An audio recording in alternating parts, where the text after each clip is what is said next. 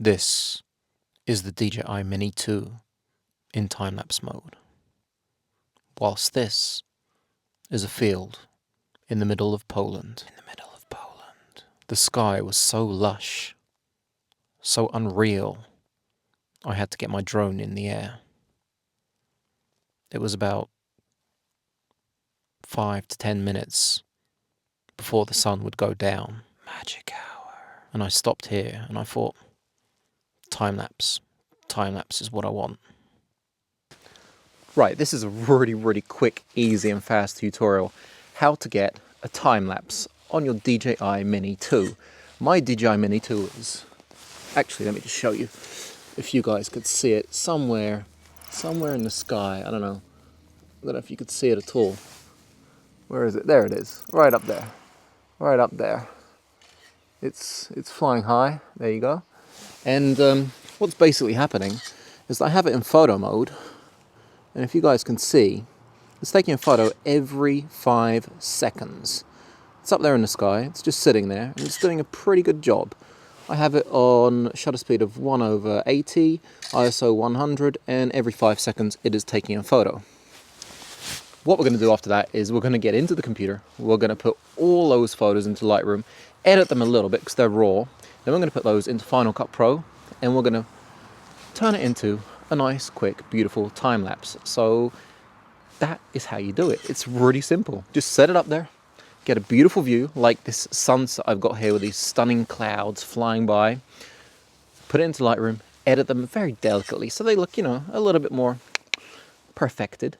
And once you've done that, get into Final Cut or Premiere or whatever you guys use, put it on a timeline, make a film out of it, export it, and you have a stunning time-lapse with your DJI Mini 2.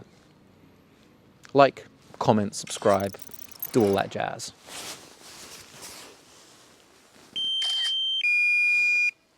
I think that means we need to get home. Once you've copied all your files from your DJI Mini 2, this is basically what you have. I have cropped it to a 16:9 image, and I have added a little bit of gradient at the top because the sky was a little bit too hot. So you can see that the highlights, I just pulled them down a little bit so it wasn't so bright. Now, I have increased the contrast a little bit, highlights have been put down, vibrance has been put up. Let's put all these into Final Cut. Make sure they're arranged by name or else it will get a little bit weird, and pull them down into your timeline. Command A, then Control D, press 1 so each one is 1 frame. And that looks pretty nasty. Command A, New Compound Clip. Once you've done that, it's turned it basically into a little film, and we're going to export that so we can import it back in and stabilize it. Once we have it back in, we're going to pull it down on our frame, and you can see it's still pretty damn fugly. We're going to go to the right hand side, we're going to press stabilisation, and that should really help fix it up quite a bit. It's not going to be perfect, so what we're basically going to have to do is export it once more, import it once more, and boom, that is smooth as you get. So this is basically what the time-lapse looks like once it's been imported and exported twice. Almost perfect. And this is a hyperlapse. It's basically me pushing the drone forward and up at the same time. Now, is this not the most annoying noise you've ever heard in your life? Here she comes, here she comes. Ooh, ooh, ooh, ooh, ooh, and there she is.